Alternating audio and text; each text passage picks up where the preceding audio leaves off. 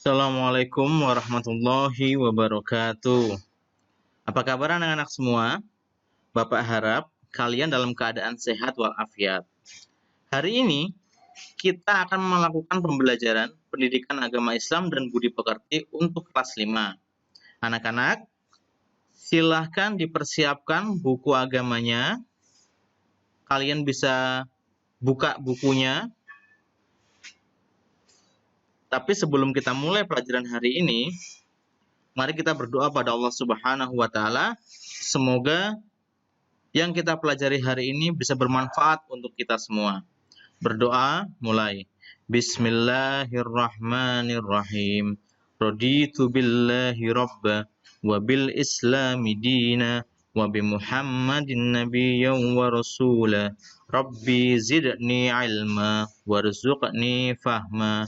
Amin ya rabbal alamin. Kita akan meneruskan pelajaran yang lalu, yaitu surat At-Tin. Di pertemuan sebelumnya, kita sudah membahas tentang bacaan surat At-Tin dan berikut cara menghafalkan surat At-Tin. Di pertemuan kali ini, kita akan membahas makna kandungan surat At-Tin. Silahkan dibuka bukunya, kita akan membaca. Mengapa dinamakan surat At-Tin? Surat ini dinamakan At-Tin diambil dari kata At-Tin yang terdapat pada ayat pertama yang artinya buah tin. Surat At-Tin adalah surat ke-95 dalam Al-Quran yang berjumlah 8 ayat dan termasuk golongan surat yang turun di Mekah atau disebut juga surat Makkiyah. Jadi, surat itu ada yang turun di kota Mekah, ada juga yang turun di kota Madinah. Surat yang turun di kota Mekah disebut surat Makkiyah. Surat yang turun di kota Madinah disebut surat Madaniyah. Selanjutnya, makna dan kandungan ayat pertama. Bapak akan bacakan. A'udzubillahi minasyaitonirrajim. Bismillahirrahmanirrahim. Wattini wazzaitun. Artinya, demi buah tin dan buah zaitun. Buah tin adalah buah yang memiliki banyak manfaat. Di antara manfaat buah tin adalah memperhalus fisik, mengencerkan dahak, membersihkan ginjal, menghancurkan batu pada saluran air seni, menggemukkan badan, dan dapat melonggarkan rongga hati dan limpa. Yang kedua, zaitun. Zaitun adalah buah yang memiliki keistimewaan karena kandungan minyaknya yang berlimpah, sehingga dapat dipergunakan di daerah yang kurang memiliki minyak. Di ayat pertama ini, Allah Subhanahu wa Ta'ala bersumpah atas nama makhluknya, yaitu yang pertama, makhluk buah tin, dan kedua, makhluk buah zaitun. Ternyata, kedua makhluk ini mempunyai sangat banyak manfaat dalam kehidupan manusia.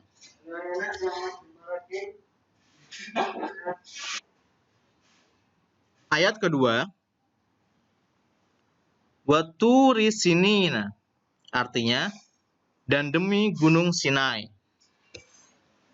Anak-anak, gunung Sinai terletak di semenanjung Sinai, lintasan antara tanah Mesir ke Israel, Arab, dan Mesopotamia.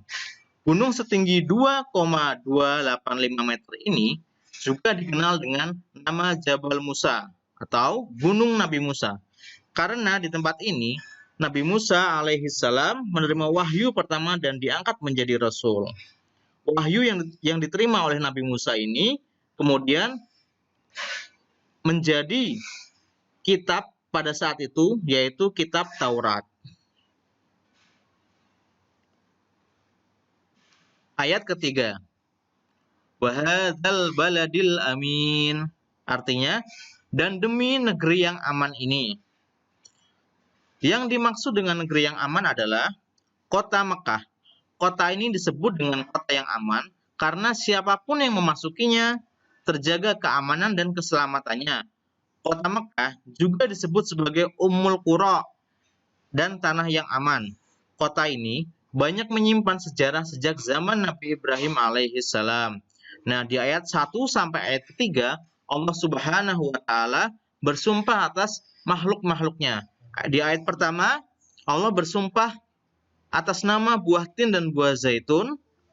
Di ayat kedua, Allah bersumpah atas nama makhluknya, yaitu Gunung Sinai.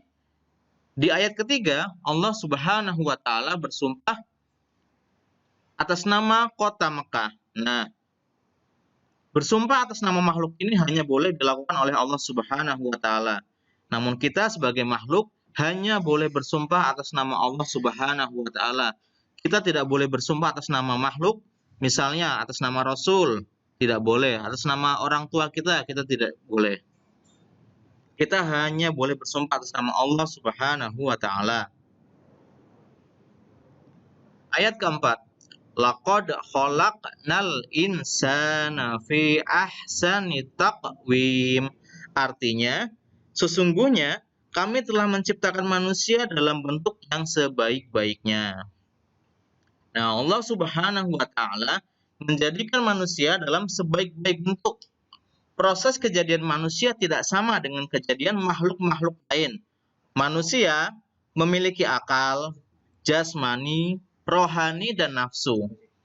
Anggota tubuh manusia serasi dan seimbang sehingga tampak indah, cantik, dan memudahkan untuk melakukan kegiatan. Sedangkan hewan hanya memiliki jasmani dan nafsu saja. Manusia harus mampu menjaga keseimbangan yang dimilikinya agar supaya menjadi mulia. Apabila manusia mengutamakan nafsunya, maka ia turun derajatnya seperti hewan. Selain rohani, manusia dibekali dengan akal pikiran agar supaya dapat membedakan yang baik dan yang buruk. Nah, bedanya manusia dan hewan adalah manusia memiliki akal, sedangkan hewan tidak. Apabila manusia tidak menggunakan akalnya dengan baik, maka dia akan sama derajatnya dengan makhluk Allah, yaitu hewan. Ayat yang kelima. Summa raddadnahu asfala safilin. Artinya, kemudian kami mengembalikannya ke tingkat yang serendah-rendahnya. Allah Subhanahu wa taala mengingatkan manusia, sekalipun mereka sempurna, tetapi dapat turun derajatnya menjadi hina karena pengetahuan, sikap, dan perilakunya apabila telah keluar dari aturan yang telah ditetapkan oleh Allah Subhanahu wa taala melalui Rasul-Nya. Contoh kelebihan manusia dari makhluk lain, yang pertama, sikap dan perilaku bertutur kata. Nah, manusia seharusnya mereka bertutur kata dengan baik dan sopan. Bertutur kata yang enak didengar. Selanjutnya, berpakaian. Fungsi berpakaian adalah menutup aurat.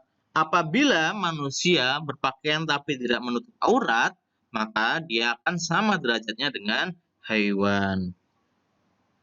Selanjutnya, makan dan minum. Manusia, seorang mukmin, harus mengkonsumsi makanan yang halal dan bergizi. Halal berarti diperbolehkan oleh Allah dan Rasul-Nya. Bergizi berarti mampu menyehatkan tubuh kita. Tidak boleh makan makanan yang haram ataupun yang halal namun tidak bergizi. Sangat tidak dianjurkan. Selanjutnya, bergaul dengan sesama teman. Berkumpul dan bersilaturahim sesama teman dengan baik tapi tidak menyakiti satu sama lainnya. Kemudian, menggunakan anggota tubuh. Manusia hendaknya menggunakan anggota tubuhnya sesuai fungsi terhadap hal-hal yang diperbolehkan oleh agama. Misalnya menggunakan mata untuk membaca Al-Quran, menggunakan lisan untuk berzikir atas nama Allah, menggunakan tangannya untuk menolong teman-teman dan sesama. Ayat ke-6. Illal ladzina amanu wa 'amilus sholihati falahum ajrun ghairu mamnun. Artinya, kecuali orang-orang yang beriman dan mengerjakan amal soleh, maka baginya pahala yang tiada putus-putusnya. Nah, jadi setelah manusia diciptakan dengan sempurna oleh Allah, tapi manusia juga bisa menjatuhkan derajatnya apabila mereka bertingkah laku sesuai hewan. Maksud sesuai hewan adalah hanya menggunakan nafsunya saja, tidak menggunakan rohani dan akalnya. Nah, dalam hal ini, kecuali orang-orang yang beriman, maka bagi orang-orang beriman adalah ganjaran yang sangat banyak dan tiada putus-putusnya. Contoh-contoh amal soleh.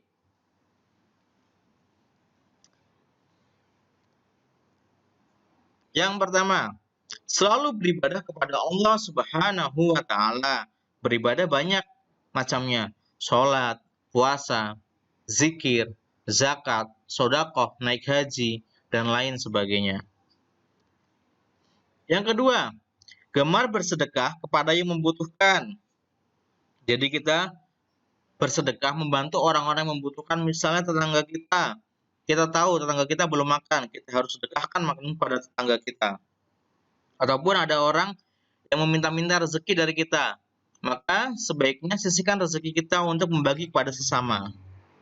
Selanjutnya adalah ikhlas menolong dan membantu sesama. Ini jelas. Contoh yang paling kecil adalah apabila kita melihat teman kita jatuh, maka kita segera menolongnya. Itu adalah hal yang paling ringan yang ada di sekitar kita. Ayat ke-7. Fama yukadzibuka ba'du biddin. Maka, apakah yang membuatmu mendustakan hari pembalasan sesudah itu?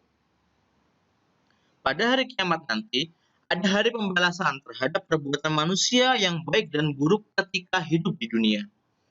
Manusia seharusnya tidak meragukan adanya hari pembalasan, karena Allah Subhanahu wa Ta'ala sudah menunjukkan bukti-buktinya. Allah Subhanahu wa Ta'ala memberikan akal kepada manusia untuk berpikir tentang ciptaannya dan hati untuk merasakan iman. Pertanyaan Allah Subhanahu wa Ta'ala itu untuk mengingatkan adanya hari kiamat agar manusia tidak lupa dan lalai sehingga terjerumus dalam dosa dan kehinaan. Nah, jadi apa yang kita lakukan hari ini di dunia akan dimintai pertanggungjawabannya oleh Allah Subhanahu wa Ta'ala di akhirat kelak pada yaumul hisab. Maka sebaiknya kita gunakan waktu kita di dunia ini untuk beramal soleh agar ketika di yaumul hisab kita mendapatkan hasil yang baik. Ayat ke-8. Alaihissallahu biahkamil hakimin. Artinya, bukankah Allah Subhanahu wa Ta'ala adalah hakim yang paling adil? Allah Subhanahu wa Ta'ala adalah yang maha mengetahui, sebagus-bagus pencipta dan pengatur segala urusan. Allah Subhanahu wa Ta'ala yang memberi keputusan atas segala persoalan. Tiada perbuatan walau sekecil ataupun yang dapat terlepas dari pengadilannya. Pengadilan Allah Subhanahu wa Ta'ala adalah sebaik-baik pembuat keputusan. Allah Subhanahu wa Ta'ala Maha Pengasih kepada hambanya. Ia senantiasa mengingatkan agar manusia tidak lupa diri.